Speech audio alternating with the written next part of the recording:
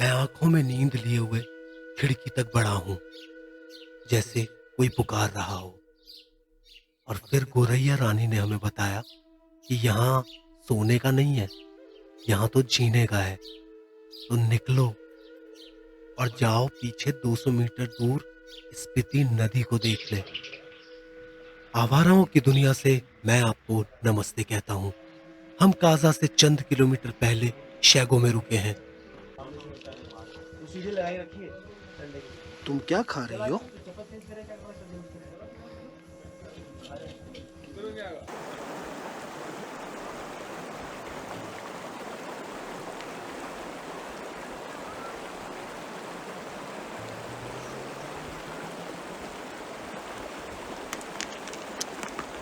Think आप देख पा रहे होंगे ये विशाल सी आकृति काली काली पहाड़ों के बीच, मगर ये और कुछ नहीं है, ये बादलों का प्रतिबिंब है, बादलों की शक्ल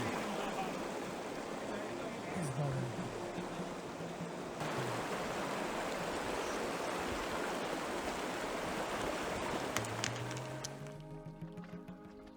शैगो स्पीति नदी से 200 मीटर दूर एक छोटा सा गांव है।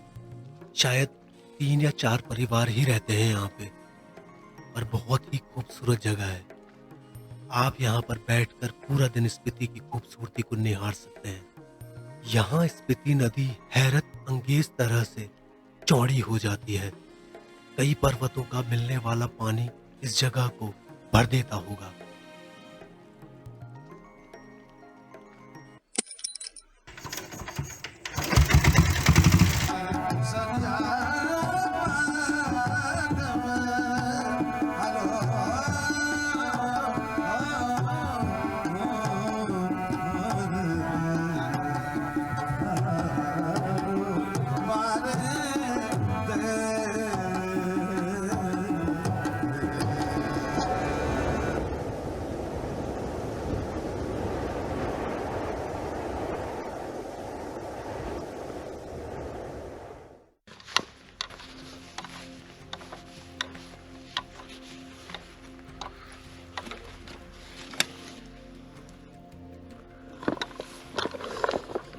तो बेसिकली सर्दी जब बहुत ज़्यादा पड़ती है, आपको अपने जानवरों को बचाना होता है, तो आप ऐसी आप हर छोटी छोटी जगह को यूज़ करते हैं। उसमें से एक जगह ये है, यहाँ पर छोटे गाय के बछड़े उन्हें बंद रखा जाता है।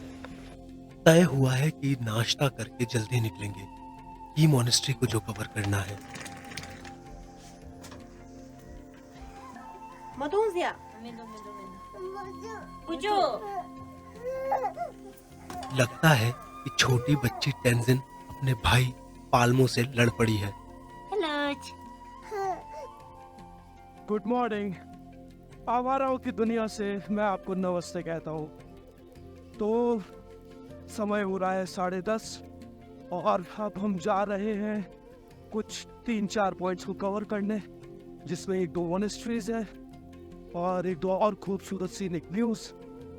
तो हम निकल गए हैं और आगे काजा के रोड पे, और आपको चल के दिखाते हैं कि हमें और क्या देखने को मिलता है। हम इस वक्त सागो विलेज में हैं, और सागो एक छोटा सा विलेज है, छोटा सा गांव है काजा का, और बहुत ही खूबसूरत है। यहाँ पे चंद परिवार रहते हैं और होम स्टे की सुविधा बहुत अच्छी है। हम लोगों ने पूरे काजा में एंटर करने के पहले जितनी बार भी चाय पी, वो सब पाउडर वाली चाय थी, तो कोई भी संतुष्ट नहीं था। और ठहरे हम राजस्थानी, तो कैसे मजा आता। मगर अब यहाँ पर आकर जिस होम स्टे पे हम रुके हैं, वो फैमिली बहुत अच्छी है, उनके पास खुद की गाय है, और उसी वजह से हमें शानदार चाय पीने को मिली। खैर, चाय पीकर हम फ्रेश हो गए हैं और अपनी मंजिल पे निकल गए हैं। शाम तक वापस इसी होटल में वापस लौटेंगे, और कल वापस से कुछ और पॉइंट्स कवर करने जाएंगे, कुंजन फाइलिंग वगैरह वगैरह। तो बने रहिए। गो वाइडर इंडिया।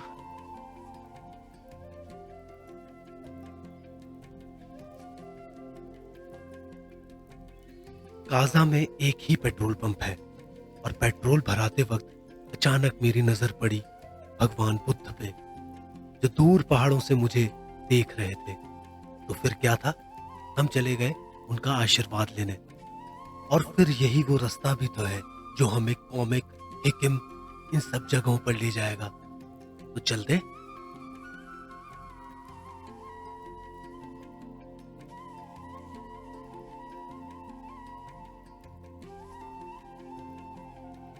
पहाड़ों के राजा भगवान बुद्ध को मेरा बहुत बहुत नमन। यहाँ पर आके पता चला कि काजा का सुंदर नजारा यहाँ से देखा जा सकता है। पूरा काजा यहाँ से देखा जा सकता है।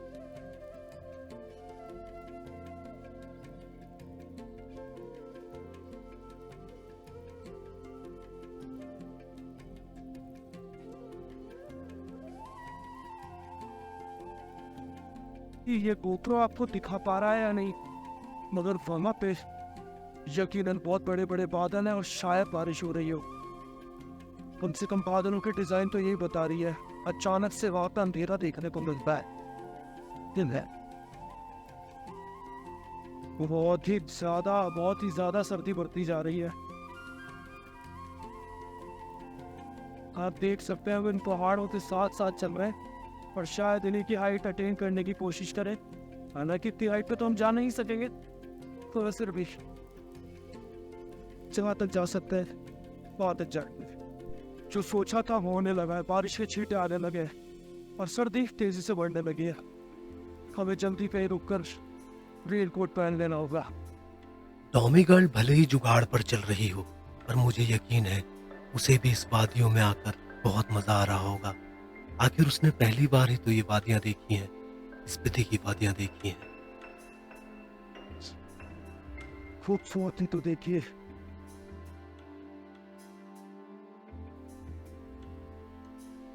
हमारे और लड़के वो शायद ऊपर पहुंच गए, वो दिख रहे हैं आपको सब? वो हमारी टीम है। अगर मैं गलत नहीं हूं तो हल्की हल्की बर्फबारी हो रही है। मुझे 2-3 बार ऐसा महसूस हुआ। और यहाँ पर भी लोग रह रहे गजब। इनफैक्ट ना सिर्फ रह रहे, ये फार्मिंग कर रहे। क्या बात है, कोई सोच भी नहीं सकता कि आप नॉर्मली भी अगर यहाँ रहे तो आपको हमेशा ऐसा लगेगा कि आपकी सांस फूट रही है, ब्रीथिंग में थोड़े से इश्यूज हो रहे हैं। मगर ये लोग ये तो इस सब में मेहनत भी कर रहे हैं। हालांकि ये अदब कर चुके हैं और हम नहीं, मगर जो भी हो ये बड़ी बात है। मुझे आपको बताने में बहुत खुशी हो रही है कि हम वहाँ उन पहाड़ों पे जा रहे हैं जहाँ पे बर्फ है। मुझे क्रॉस करेंगे और उड़ती हुई बर्फ दिख रही है बार बार थोड़ी थोड़ी देर में, जो उन पहाड़ों से बह के आ रही है। अगर हम सीधे जाते हैं तो हम पहुँचेंगे लांगजा, और अगर हम इधर चढ़ जाते हैं तो हम पहुँचेंगे हिकिम कॉमिक, और हमें शायद हिकिम कॉमिक बना है और बर्फ हमें वही मिलने वाली है। पर हमारी टीम इस बारे में क्या कहती है अगर कुछ कंफर्म नहीं।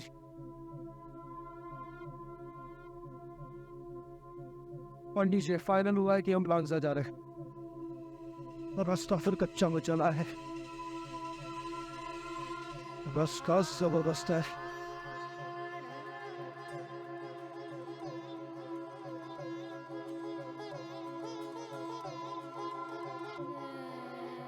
यहाँ से कई मीलों दूर लुम्बिनी नेपाल में एक हिंदू राजा के घर में एक लड़का जन्मता है।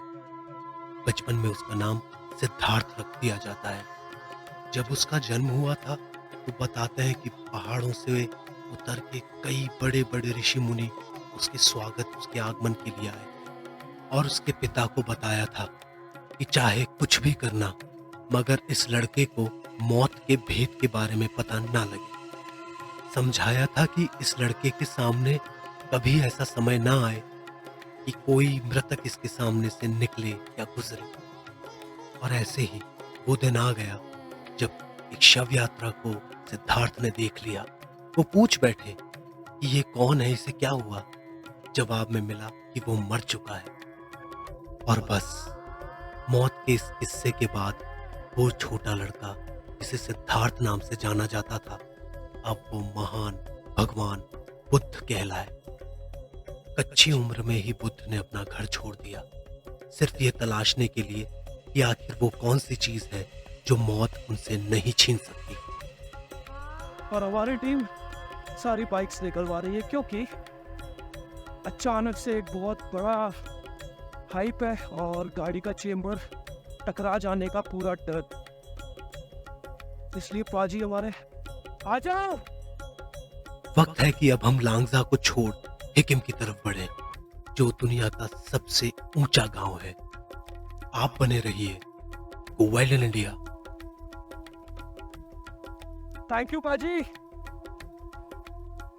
इधर जाना है क्या? ओके।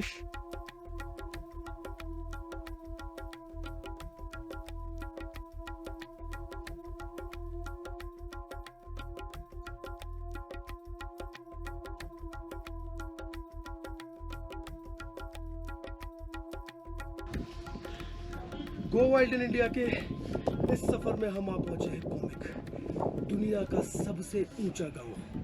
बहुत चंद लोग यहाँ रहते हैं, बहुत ही खूबसूरत जगह है।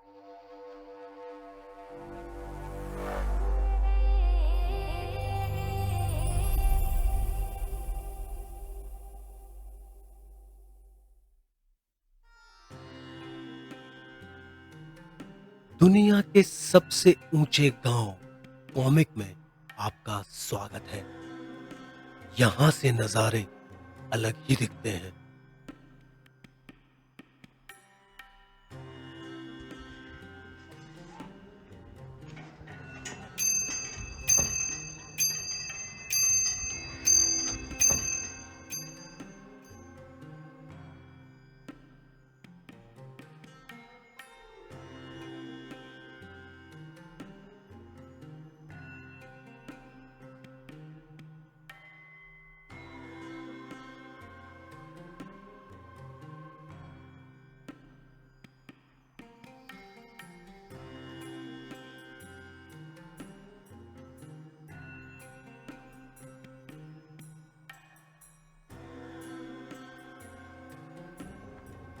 और देखिए,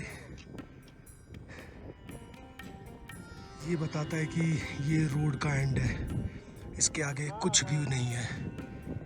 अगर कुछ है तो वो ये बीहड़ पहाड़, दुनिया का आखिरी गांव।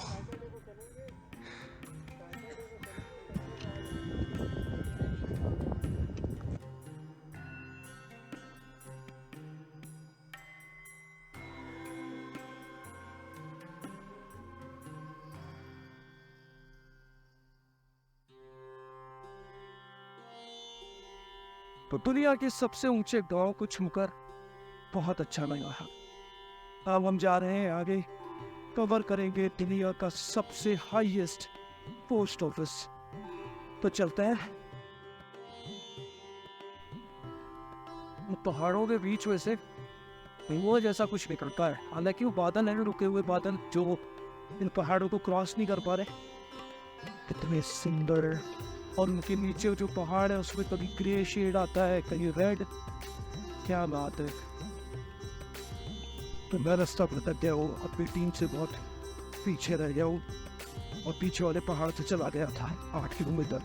वापस चढ़ के आया हूँ और सही रास्ता कहीं का हूँ। नमस्ते। पोस्ट ऑफिस यहीं से आएगा?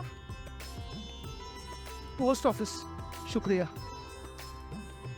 हमारी टीम हमसे बहुत आगे है। तो अगर हिकिम दुनिया का सबसे ऊंचा गांव है, तो वहां पड़ने वाला पोस्ट ऑफिस भी तो दुनिया का सबसे ऊंचा पोस्ट ऑफिस है, और तो और कार्यरत है। यानी कि आप वहां जाके अपने घर वालों को अपने हाथ से लिखे हुए पोस्ट कर सकते हैं। पर इसकी कोई गारंटी नहीं कि वो आपके पते पर पहुंच ही जाएंगे। मैंने 4 लेटर लिखे, मात्र एक ही पते पर पहुंचा, 3 अब भी पोस्ट ऑफिस वालों के पास ही हैं।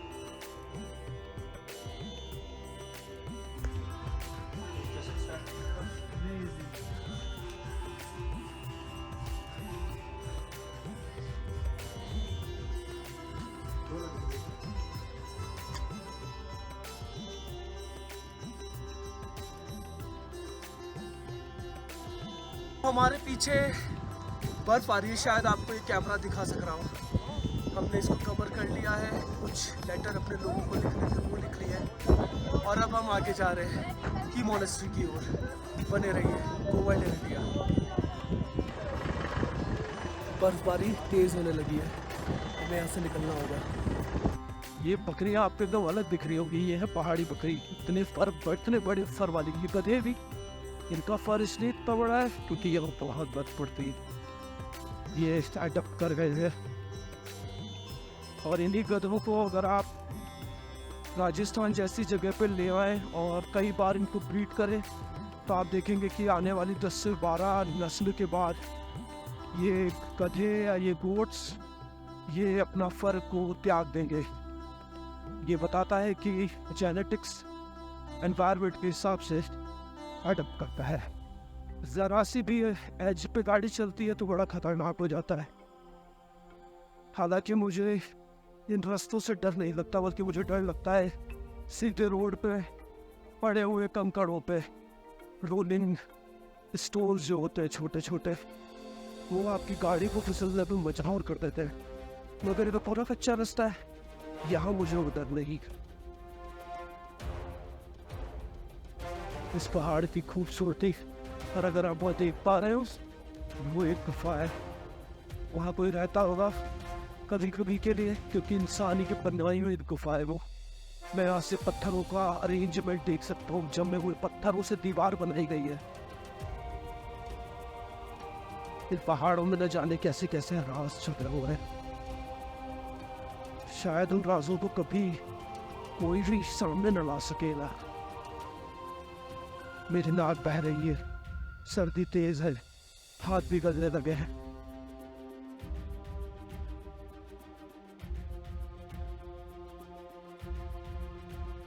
और वो है नीचे काजा, हमें लौट कर वहीं जाना होगा।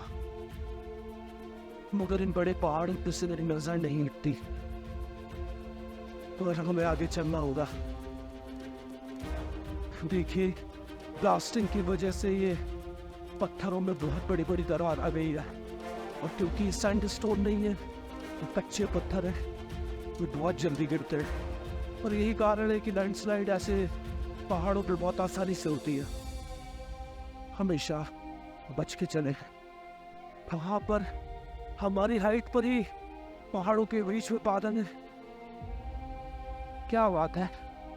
और नीचे इतनी बड़ी स्पीति नदी बहती हुई, और उसके पास में काजा, दुनिया का सबसे ऊंचा विलेज यानी कि गाँव देख लिया, दुनिया का सबसे ऊंचा पोस्ट ऑफिस देख लिया, यहाँ की कॉफी और मैगी भी खा पी लिया। और अब वक्त है कि हम वापस से ताज़ा की ओर जाएं।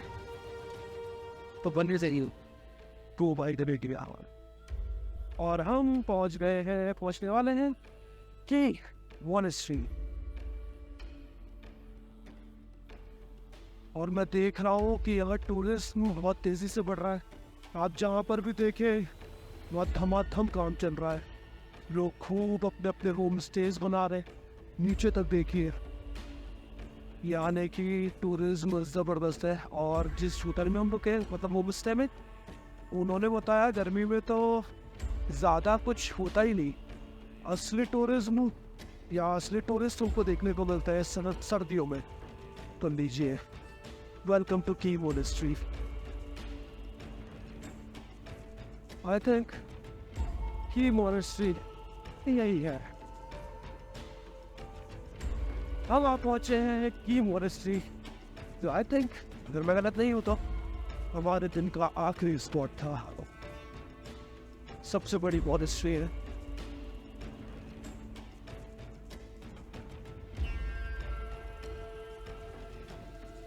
और आई थिंक हमारे दोस्तों की गाड़ियां भी यही मिल जाए, मिल गए।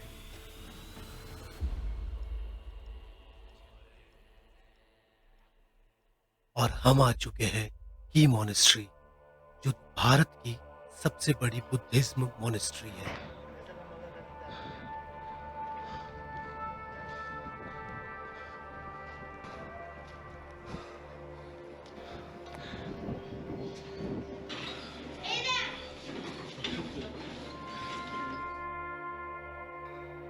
समय का पहिया यहाँ पर जैसे अलग तरह से चलता हो। कमाल की खूबसूरत जगह है। एक बार तो ऐसा लगता है कि जैसे आप किसी नई दुनिया में ही आ गए हो। कई 100,000 साल से यह जगह इंसान को अपने होने का महत्व दिखा रही है, कॉन्शियसनेस के बारे में बता रही है, इनर सेल्फ के बारे में अवेयर कर रही है। बुद्ध का ज्ञान यहाँ पर कोने कोने में बिखरा पड़ा है। बुद्ध साम्राज्य के भगवान दलाई लामा यहाँ पर विराजमान है। 1959 में दलाई लामा इसी तरह से जान बचाकर भारत आ गए। चाइना का उन पर बहुत ज्यादा प्रेशर था।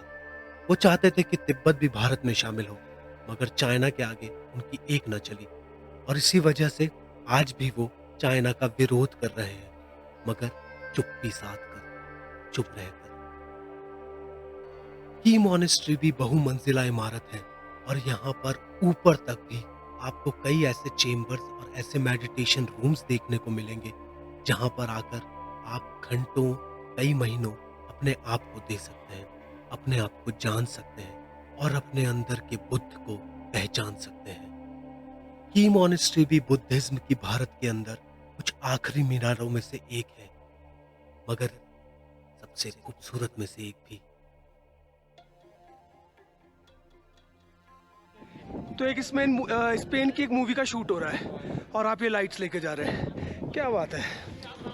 तो देखा आपने, स्पेन की कोई मूवी बन रही है और यहाँ पे हमारे पीछे सभी लोग, उन कैमरा और वो सब टीम वो अपना सामान ऊपर पहुँचा रही है, शूटिंग चल रही है और पीछे जाना अलाउड भी नहीं है।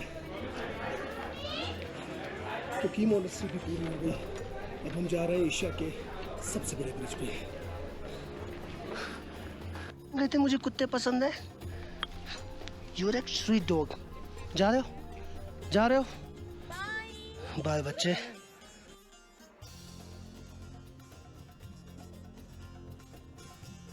की मॉनेस्ट्री ऊपर से बंद थी, नीचे के सिर्फ कुछ मेडिटेशन रूम और मेडिटेशन हॉल खुला हुआ था। वहाँ पर भी फोटोग्राफी, वीडियोग्राफी वर्जित थी, इसलिए बहुत ज़्यादा मैंने उनको कवर नहीं किया। किसी की धार्मिक आस्थाओं से क्या किया। तो अब हम अपने आज के दिन के आखिरी पार्ट को कवर करने जा रहे हैं, जिसका नाम है Chicham bridge. Chicham bridge Asia का हाईएस्ट ब्रिज है, यानी कि एशिया में, पूरे एशिया में अगर कोई सबसे ऊंचाई पर ब्रिज है तो जी हाँ, वो चीचम ही है। तो चल रहे हैं हम चीचम ब्रिज की ओर। वैली ऑफ याग्रीव और dos and don't dos in Kibber protected area. तो किप्पर वाइल्ड लाइफ सेंचुरी में हम घुस चुके हैं और अच्छी बात यह है कि यहाँ पे भंगल जैसे माउंटेन गोट्स मिलते हैं, साथ ही साथ और भी कई जानवर हैं, मगर याक, अगर याक कहीं के फेमस है तो वो है किब्बा के।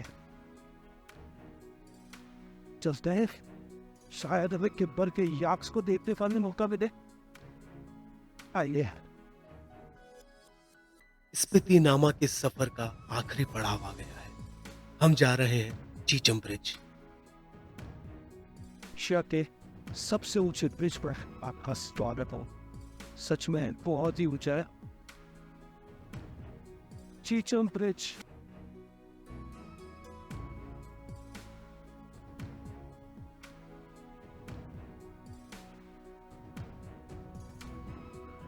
बाय गॉड, ये तो स्टिच में जादू ही है। आई मीन इसकी इसका तल नहीं देख पा रहा हूँ। जी हो रहा बहता हुआ पानी। ओ वही तो बहुत बहुत ऊंचा है।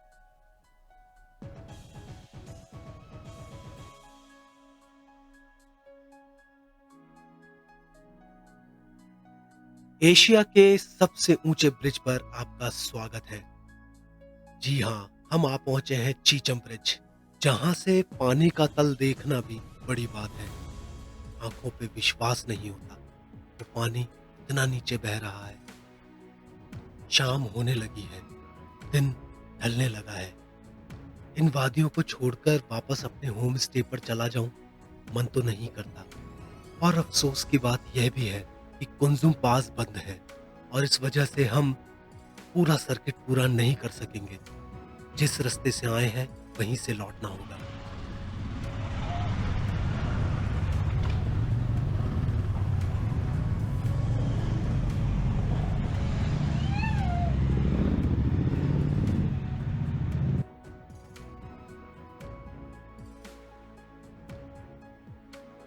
स्पीति नामा का अंत आ गया है। यह आखिरी चैप्टर था। उम्मीद है कि आप सभी लोगों को ये वीडियो पसंद आया होगा। इसी के साथ आप अपना प्यार हमें कमेंट सेक्शन में लिखकर बयां कर सकते हैं। गो वाइल्ड इन इंडिया को लाइक, सब्सक्राइब, शेयर कर आप प्रोत्साहित कर सकते हैं। ऐसे ही हमारे साथ नई नई जर्नीज में हमारा पार्ट बनिए। गो वाइल्ड इन इंडिया।